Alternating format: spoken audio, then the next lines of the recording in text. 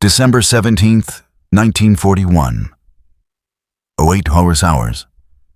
The deck of the Dutch freighter Both, Private Jim Stevenson, 221st Battalion, leans against the salt-caked rail. He is 20 years old, a farm kid from Victoria. For 6 days, he's been crammed into this foul-smelling, repurposed merchant ship. Now, he's staring at the island of Ambon. It rises from the turquoise-blue Banda Sea like a green, crumpled paradise. A volcano, wreathed in mist, dominates the horizon. The air that drifts across the water is not the dry, eucalyptus-scented air of home. It smells of damp earth, cloves, and something else. Something heavy. Looks like a bloody postcard, doesn't it? His mate, Snowy Harris, mutters beside him. Jim nods, but his stomach is tight. This is not a holiday. This is the Malay barrier. This is the front line. On the bridge, Lieutenant Colonel William Bill Scott, a decorated veteran of the Great War, stares at the same postcard view with a far colder eye. He is the commander of Gull Force. His force consists of 100 Australian soldiers, the 221st Battalion, 8th Division. They are good men, tough, well-trained, but they are an infantry battalion. They have rifles, Bren light machine guns, and Vickers heavy machine guns. They have no artillery. They have no anti-tank guns. They have no tanks. And they have been ordered to defend an island 1,000 kilometers long, as the Both and her sister ship, the Valentine, edge into the magnificent deep-water bay. Scott can see the problem. The bay splits the island in two, creating the Timor Peninsula on the south and the Hitu Peninsula on the north. The key to the entire island is the town of Ambon and the main airfield at Laha, directly across the bay from it. This is what they are here to defend. They are met by the Dutch garrison commander, Lieutenant Colonel Joseph Capitz. His army consists of 2,800 KNIL, Royal Netherlands East Indies Army troops, mostly local Ambonese militia. They are poorly trained, poorly equipped, and their morale is brittle. Capitz shows Scott the island's defenses. They are a joke. Antique 1908-era coastal guns sitting in concrete pits, aimed at a sea they cannot hope to control. This is not a fortress. It is a trap. The only real weapon on the island is parked at Laha Airfield. No. 13th Squadron, Royal Australian Air Force. Wing Commander Ernest Nico Leroux commands a handful of Lockheed Hudson bombers. These twin-engine planes are the island's only eyes, its only offensive punch, and its only tangible link to Australia, 1,000 kilometers to the south. For the men of Gull Force, the sound of those Wright Cyclone engines roaring over the bay is a lifeline. It is the sound of support. It is the sound of the RAAF. Christmas, 1941. It is a surreal, sweltering, tropical Christmas. The men swim in the bay, but the news crackling over the wireless is not festive. Hong Kong falls. Malaya is collapsing. The Japanese are not just a threat, they are a wave. They are moving south with terrifying, unstoppable speed. Private Jim Stevenson is no longer a kid on an adventure. He is a man on a very small, very remote target. January 6th, 1942. The first secret warning. A single twin-engine Japanese plane. A Mitsubishi Ki-46. Dyna appears. It is silver, sleek, and impossibly high. It circles high above the range of the pathetic Dutch anti-aircraft guns. It is a photograph plane. The Japanese are taking pictures. They are preparing the menu. He's just looking at us. Snowy whispers, his face pale, tracking the silver speck. He's seen us. Snow, Jim replies, his throat dry. He's seen everything. January 15th. The storm breaks. It is not a single plane. It is a fleet. 27 Mitsubishi G4M. Betty bombers appear over the ridge, flying in a perfect, arrogant V formation. They are not interested in Jim Stevenson's slit trench. They are there to kill the Air Force. The ground shudders as the bombs walk, step by step, across Laha Airfield. The sound is a deafening, rolling crump, crump, crump that echoes across the bay. Nico Leroux's Hudsons, caught on the ground, are ripped apart. Hangars disintegrate. The runway is a cratered, burning mess. Still, the RAAF fights back. 2 Hudsons, acting as improvised fighters, manage to get airborne. They are bombers. They are not Zeros. They are slow, heavy, and hopelessly outmatched. But they fly into the Japanese formation, their 303 machine guns blazing. From his trench, Jim watches, his heart in his mouth. He sees one of the Bettys trail black smoke and fall into the sea. A wild, hoarse cheer erupts from the Australian positions. But it is a fatal victory. One of the Hudsons is torn to pieces by the bomber's 20mm cannons. It explodes in midair, January 24th. The radio message comes in. It is a litany of doom. Rabaul, the linchpin of the Malay barrier, has been invaded. The Japanese fleet is now steaming south. Their next stop, Ambon. Leroux's men are no longer pilots, they are laborers, working day and night in the suffocating heat, trying to patch the shattered runway, trying to cannibalize 3 wrecked Hudsons to make one that flies. January 29th, 19 hours. A signal has come from High Command in Darwin. It is the death knell. Withdraw all flyable aircraft to Timor, immediately. The Japanese invasion fleet is now hours away. Carriers Rujo and Soryu, battleships, cruisers, and transports carrying 20,000 elite troops of the 228th Regiment and the Cure 1st Special Naval Landing Force, 20,000 against 100 Australians.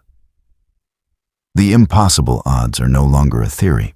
Private Jim Stevenson is on sentry duty, looking out over the bay. The sun is gone. The humidity is a suffocating blanket.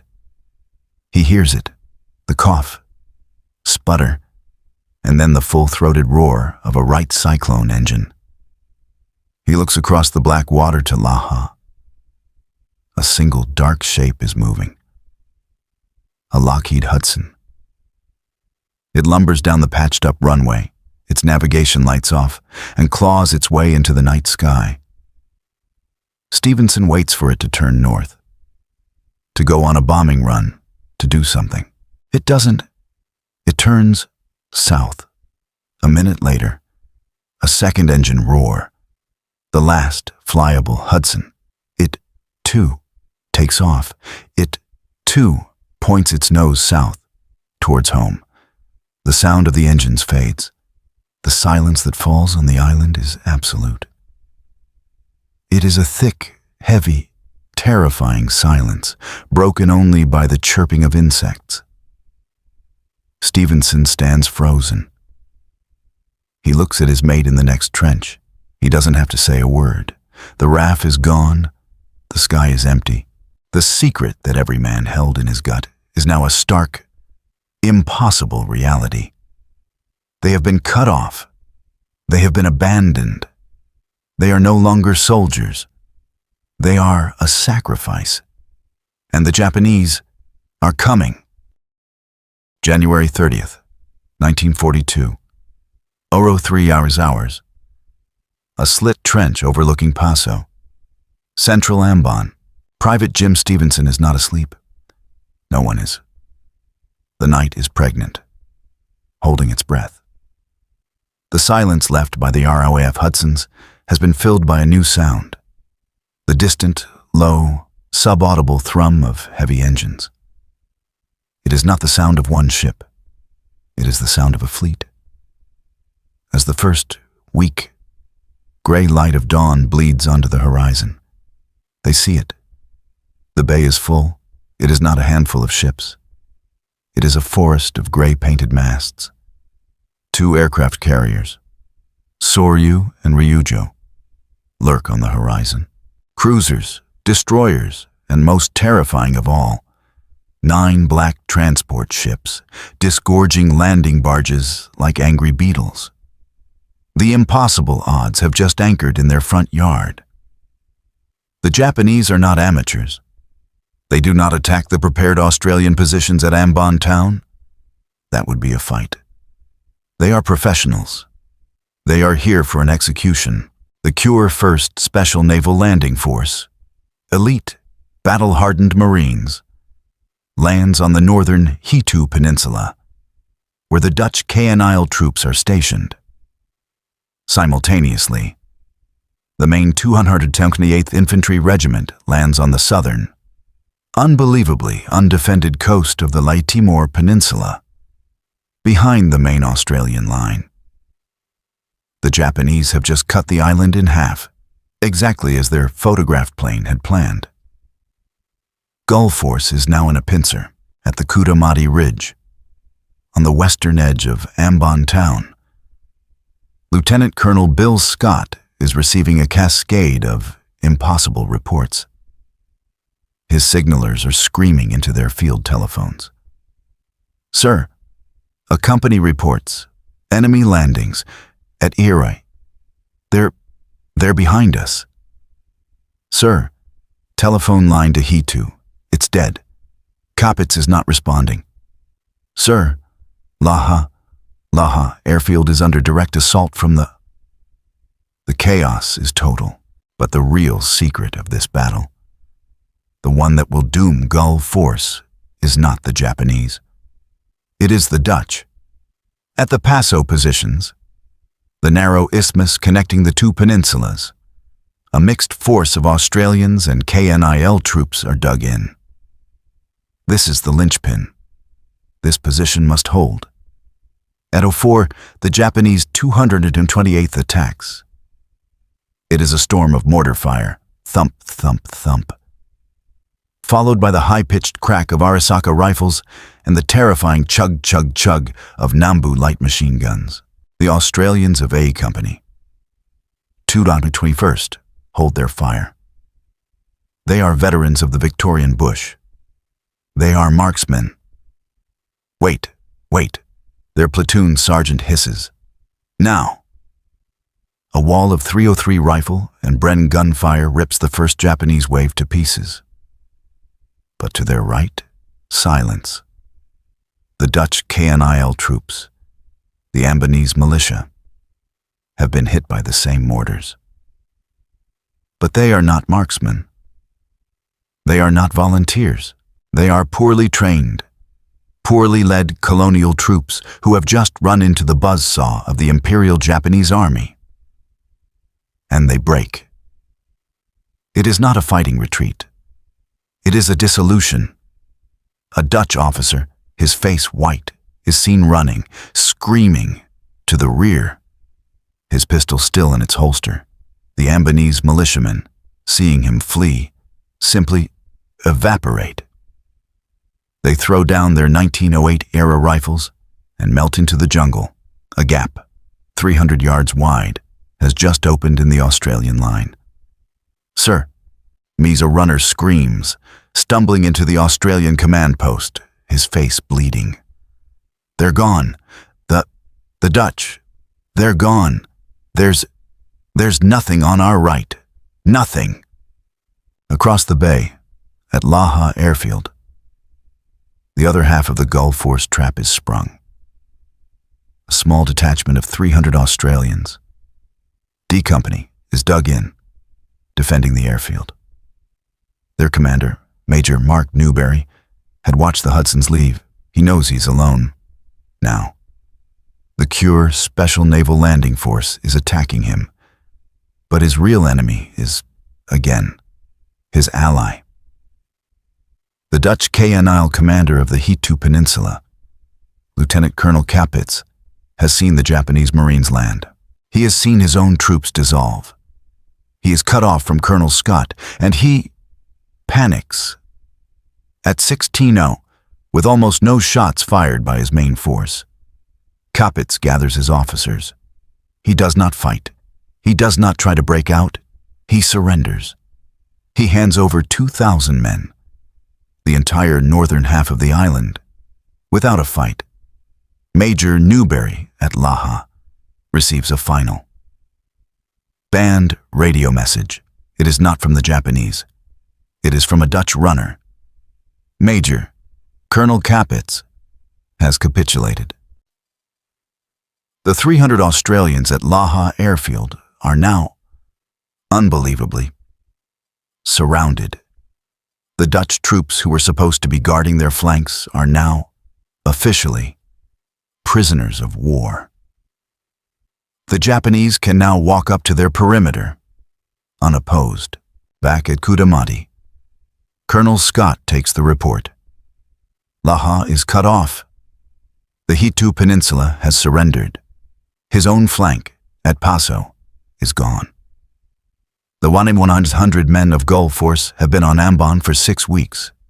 They have been in combat for 12 hours, and they have already lost. The realization is a cold, sick, leaden weight. The RAAF's withdrawal was not a retreat. It was an omen. It was the first abandonment. The Dutch surrender was the second. Now, there is no one left to betray them. There is only the 228th Regiment, which is, at this very moment, filtering through the gap the Dutch left. The battle for Ambon is over. The fight for survival and the impossible horror that will follow is just beginning. Bill Scott looks at his runner. Tell A Company, pull back to the town. It's a new line.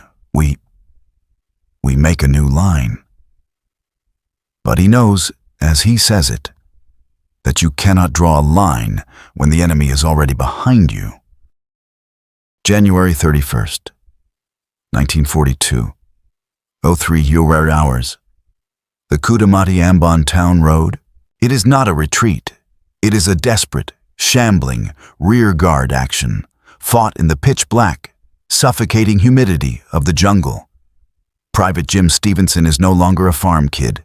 He is a ghost, caked in sweat, mud, and gunpowder.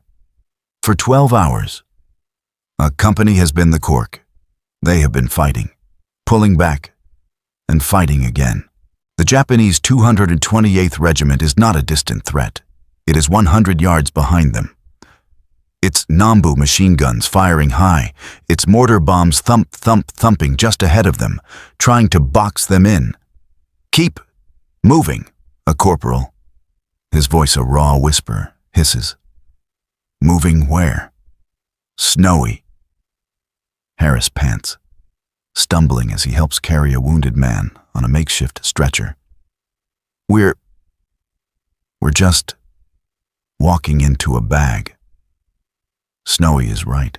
The impossible geography of Ambon, the very thing that made it a postcard paradise, has now become their jailer. The Ladymore Peninsula is a spine of volcanic hills. To retreat from Paso, they must follow the one road that runs along the coast, a narrow track pressed between the jungle-clad slopes and the deep, black water of the bay. And in that bay, the Japanese fleet sits, a silent, secret audience. Jim Stevenson can see the dark silhouette of a Japanese cruiser, 5,000 yards out. It is not firing. It is just watching, waiting. The realization that the RAAF's flight had promised is now complete. The sky is empty. The sea is owned by the enemy. And the Dutch are gone. They are alone. They are 100 Australians, with no air cover, no naval support, and no allies. They are a secret sacrifice, and the knife is already at their throats. January 31st, Odilorus hours. The hills above Ambon town. Lieutenant Colonel Bill Scott is a man watching his own nightmare come to life. He has established his final line. It is a sick joke. It is not a line. It is a perimeter, a shrinking 3-mile bag in the hills and suburbs around the white stucco buildings of Ambon town. He has maybe 800 men left.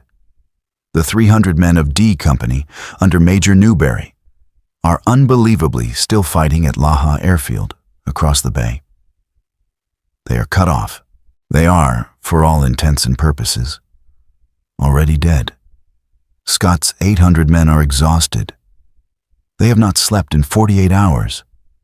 Their khaki uniforms are black with sweat. Their hands are shaking, not just from fear, but from profound physical fatigue. And the Japanese, the 298th, attacks. They do not come from the front. They come from the flank. The 300-yard gap the Dutch Canile troops accidentally left at Peso is now a 3-mile-wide flood of elite Japanese infantry. They are inside the perimeter. A report comes in. A runner, his chest heaving, his face pale. "Sir, company, at the radio station. They're cut off. The Japs. They came down the ridge. They're behind them." The battle is no longer a line. It is a series of isolated, desperate, impossible brawls. It is 20 Australians in an orchard, fighting 100 Japanese. It is a Vickers machine gun crew, set up in a Dutch colonial's driveway, firing until they are overrun by a bonsai charge. And then, the fleet joins in, 10 hours. The Ambon town waterfront. The Japanese cruiser Nagara has decided to stop watching. Its 5.5-inch guns open fire. The sound is not the thump of a mortar.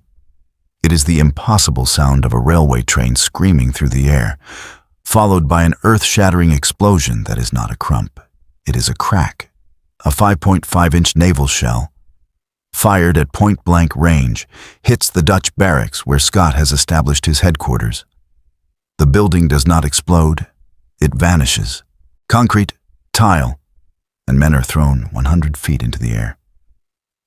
Jim Stevenson, dug in on a ridge 500 yards away, is deafened by the concussion. He sees the HQ simply cease to exist. This is the realization made manifest. This is the price of an empty sky. The RAAF's 2 Hudsons were not just air support. They were a deterrent. They were the one thing that kept these cruisers from sailing into the bay and doing this. Now, that deterrent is gone. And the Japanese are simply shelling them, like a farmer shooting fish in a barrel. The shelling is systematic. It is not random. The Japanese have maps. The photograph plane in January. The Dutch surrender. They know exactly where the command posts are. They know where the ammunition dumps are. They know where the final line is. Another salvo. This one from a destroyer lands directly on the Australian B echelon, the supply dump. A massive, secondary explosion rocks the entire peninsula as 100,000 rounds of .303 ammunition cooks off. A sound like 1,000,000 popcorn kernels. A secret funeral pyre for their last hope of resupply. Colonel Scott, who had been outside the barracks, is blown off his feet. He is alive, but his command is gone. His radio, his signalers, his entire nervous system is dead. Gull Force is no longer an army. It is a collection of 800 terrified individuals waiting to die. Across the bay, the secret war at Laha airfield has reached its own impossible climax. Major Newberry and his 300 men have been fighting for 48 hours. The Cure's Special Naval Landing Force, the elite Marines, have been unbelievably held at bay. But the men are out of ammunition. They are out of water. They are firing their last few rounds from rifles taken from the dead. Newberry knows he is alone. He knows the main force has collapsed. He walks to the edge of his perimeter. He is carrying a white shirt tied to a stick. The Japanese Marines cease fire. A Japanese officer, an interpreter at his side, walks forward. Newberry is surrendering his 300 men. He is banned from knowing that he is not surrendering to the 228th Army. He is surrendering to the Marines. And they are a different, more brutal enemy. He is banned from knowing that this surrender will not save his men. It will doom them. The Cure Marines, enraged by the impossible 3-day fight, are not in a forgiving mood. They are, at this very moment, preparing their bayonets. The Laha Massacre, one of the worst secret atrocities of the war, is 12 hours away. The 300 men of D Company are doomed. February 2nd, 1942. Ambon town. Colonel Bill Scott is sitting on an ammunition box. He is a man in a waking nightmare. His force is shattered. The Japanese 228th, having spent the night mopping up, now holds every ridge, every road. Scott has maybe 400 men left, cornered in a 1,000-yard perimeter. And he has 200 wounded. Men are lying on the ground, in the open, in the 100-degree heat. Their wounds are septic. They are screaming for water. Doc Riddell, the same medical officer from the 1st Para, a different Doc Riddell, is doing nothing. He has nothing. The Japanese send a runner, a local Ambonese man, waving a white flag. The message is simple. Cease resistance. You are surrounded. You are defeated. Surrender. Scott looks at his second in command. If we fight, his major says, his voice hollow, we might last 3 hours, and all these wounded men will be bayoneted. All of them. This is the impossible choice. To fight on is to ban the survival of anyone. It is to order the execution of his own wounded.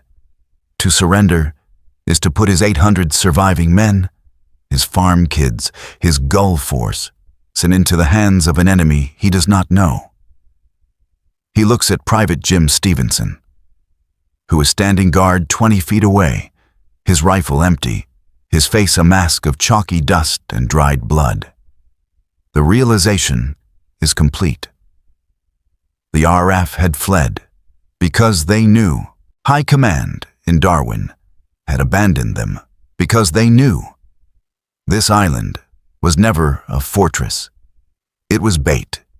It was a secret tripwire designed to cost the Japanese time, and the cost was 100 Australian lives.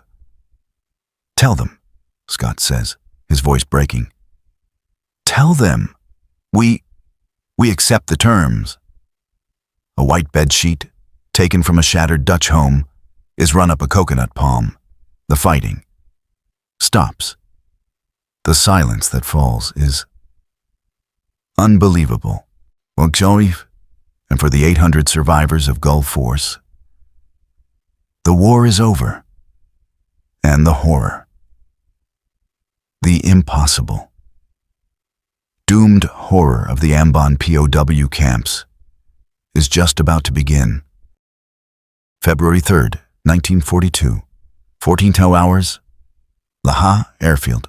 For the 800 survivors of Gull Force under Colonel Scott, the surrender at Ambon town is a moment of impossible humiliation, but also of quiet, exhausted relief.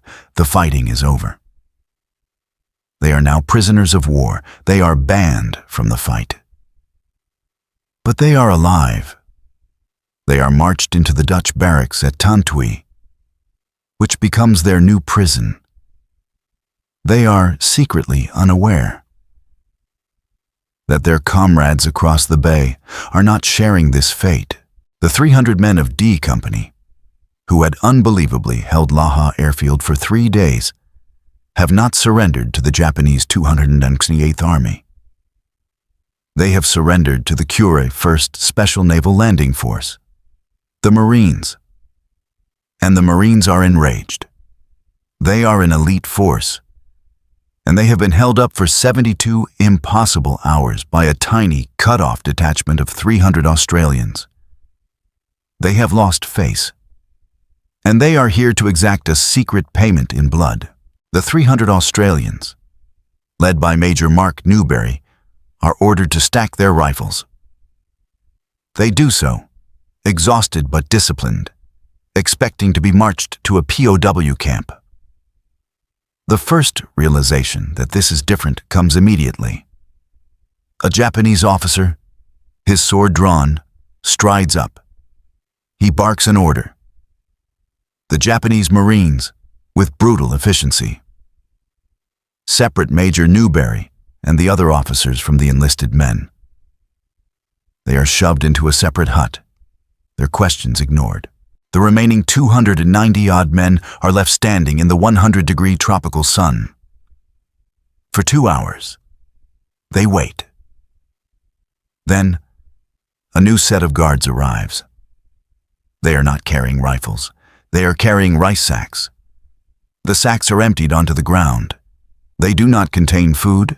They contain blindfolds. Sir, what's going on? A 19-year-old private asks his sergeant. The sergeant, a veteran of the Great War, looks at the blindfolds. He looks at the cold, impassive faces of the Japanese Marines. He doesn't answer. He knows. On your feet. Kura. The men are forced up, formed into 4 large groups. Their hands are tied behind their backs with signal wire, the metal cutting into their wrists. The blindfolds are tied on. What's this? What are they doing? A man panics. Shut up, lad. A voice growls. Be a soldier. Be an Aussie. They are marched, stumbling, blinded, connected by ropes, away from the airfield. They are banned from seeing where they are going. They are marched to a series of large, pre-dug pits in a coconut grove, not far from the runway they had so desperately defended. The impossible realization is now complete. This is not a march to a camp. This is a march to a grave. The men are kicked, shoved, and prodded with bayonets until they are standing on the edge of the pits. The Japanese Marines are not in a hurry. They are methodical. The sound of a machine gun chug-chug-chugging breaks the silence. But it is not firing at them. It is firing into the air? No. It is firing into the first group. Men scream. They fall, tied together, into the pit. The second group, blindfolded, hears this. They begin to struggle, to panic. God, no. The Japanese guards do not waste ammunition. The Marines move in. This is the Laha Massacre. It is not a quick death. It is an unbelievable atrocity. It is bayonets. It is shovels. It is officers' swords. The Japanese Marines, silent, methodical, move down the line, executing the bound, blindfolded prisoners one by one. It is a secret orgy of violence, a payment for the humiliation of the 3-day battle. For 2 hours, the coconut grove echoes with impossible, muffled sounds. By 17, it is over. More than 300 Australian soldiers, the entire Laha garrison, are gone.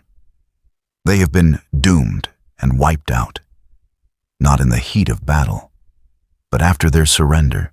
February 9th, 1942, The Tantui barracks. Private Jim Stevenson, now prisoner number 419, is on a work detail, digging latrines. He and the 800 survivors under Colonel Scott have had no news. "Where's D Company?" Snowy Harris asks, his voice low, his ribs already starting to show. They must be in another camp, right? On the other side of the bay. "Yeah," Jim says, not looking at him. "Must be. They'll probably march him over to join us soon." Brr. He is banned from knowing the truth. He is banned from knowing that the RAAF's flight was the first note of a funeral dirge. He is banned from knowing that his 300 comrades in D Company are already in the ground. The realization of being abandoned is one thing. The secret, impossible truth that they were abandoned and that their surrender meant nothing is a horror that Gull Force has not yet even begun to comprehend. The war is over. The massacre has happened. And now, the long, slow, doomed nightmare of the Ambon POW camp is about to begin. February 10th, 1942. Tantui prisoner of war camp, Ambon. The surrender is not a reprieve. It is a new secret chapter of the war. A chapter to be written not in bullets, but in bacilli. Private Jim Stevenson, his rifle taken, his identity reduced to a wooden tag, prisoner 419, is marched with the 800 survivors into the Tantui barracks. This, they are told, is their new home. The realization of their abandonment, which began with the RAAF's flight, is now absolute. But it is banned from their minds, replaced by a more immediate, impossible reality. Survival. The war is over. The horror has just begun. The first few weeks are chaos. The Japanese 228th Regiment are professional soldiers. They treat the prisoners with a cold, harsh efficiency. But then, they move on, and the IJA, Imperial Japanese Army, Guard troops arrive. These are not elite combat soldiers. They are second string, often brutalized men, and they hold the Bushido code. To surrender is to be less than human. To be a prisoner is to have no rights. The camp, under the command of Colonel Bill Scott, tries to maintain military discipline. They hold their own tenko, roll call, before the Japanese one. They organize work details. They try to remain the 221st Battalion. This, the Japanese cannot allow. The impossible psychological breakdown begins. It starts with a simple order. A Japanese guard, a corporal, orders an Australian captain to clean his boots. The captain refuses. He is beaten. Not with a fist. He is beaten with a rifle butt, his ribs cracking. He is forced at bayonet point to his knees. He is beaten unconscious. A new rule is learned. Rank is gone. Then, the beatings become a secret sport. A guard, bored, will order a man to stand at attention. He will then practice his judo or his kendo on the prisoner. A crime like failing to bow low enough is punished with the water treatment, a hose forced down the throat, or being forced to stand in the blazing 100-degree sun for 48 hours holding a bucket of water. The Australians, the tough larrikin farm kids, are being systematically broken. May 1942. The dying place. The true killer is not the Japanese. It is the food. The daily ration is a small mess tin of maggot-infested gray wet rice. It is full of stones, weevils, and rat droppings. Once a week they get a stew, which is boiled jungle weeds and, if they are lucky, a single fish head, its eyes staring blankly, for an entire 10-man mess. The men are starving, and with starvation comes disease. The camp stinks. The latrines are overflowing pits buzzing with flies, and the flies land on the rice. Dysentery, the bloody flux, sweeps the camp. Men are reduced to living skeletons. They are too weak to walk. They are doomed to lie in their own filth in huts crammed with 300 other men. The hospital is a hut. It has no medicine. Snowy. Harris. Jim's mate. Gets it. Jim, he whispers, his face a gray sunken mask. I can't stop. Jim cleans him. He gives Snowy his own rice ration. It doesn't matter. The man is dying. Then comes beriberi, the vitamin B1 deficiency. It attacks the men in two impossible ways.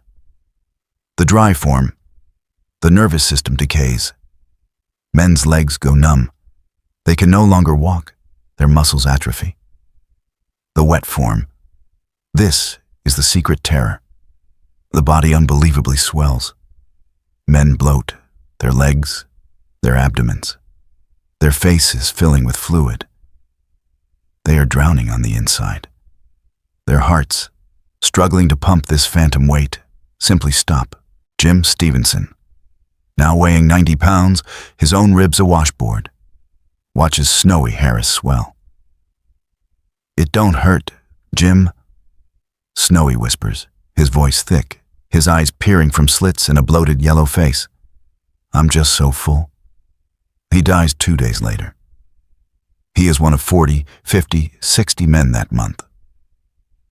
The postcard paradise of Ambon is now a graveyard. October 1942. The secret of Laha.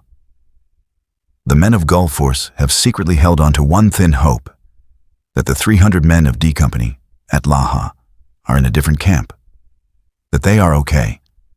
An order comes down, a new work party, 50 of the fittest men. Jim, who has accidentally survived the dysentery, is chosen. They are marched under heavy guard to Laha airfield.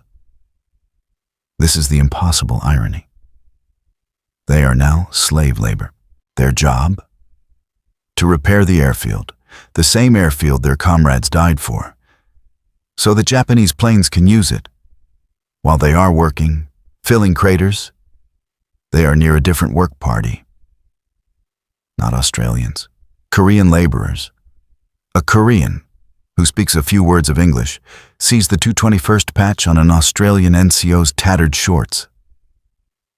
He points at it. Aussie? Yeah, mate, the NCO says. Aussie, we got mates here. D Company. You see him? The Korean's face goes blank. He shakes his head. No camp. No Aussie camp. What do you mean? They must be here. The Korean looks at the Japanese guards, 50 yards away. He leans in. He whispers, Aussie Shinda, all dead. He makes a sharp throat-cutting gesture. Then, he points to a large, newly turned patch of earth inside a coconut grove, just off the main runway. All finish. In there. The realization is so impossible it has no sound. It is a vacuum. The NCO stumbles. He knows. That night, the 50 men return to Tantui. The news, the truth, passes through the huts in a single, devastating, secret whisper. Laha is gone. They were murdered. After they surrendered, they were massacred. The last vestige of hope is gone. The men realize that the rules are dead, that their surrender was not a guarantee of life, that the doomed feeling they had when the RAAF fled was true. They are not just prisoners, they are expendable. Colonel Scott, when he is told, reportedly sits in silence for an hour, his head in his hands. His impossible choice to save his wounded was the right one, but he has just learned that Major Newberry's surrender was a death warrant. October 1943. The Hell Ship.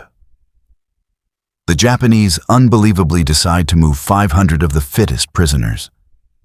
Jim Stevenson is one of them. They are not told where they are going. They are marched to the harbor, the same postcard harbor they arrived in. They are forced into the hold of a ship. The Taiko Maru. It is a hell ship. 500 men are crammed into a pitch-black, unventilated cargo hold designed for 100. The heat is 120 degrees. The steel walls are slick with condensation.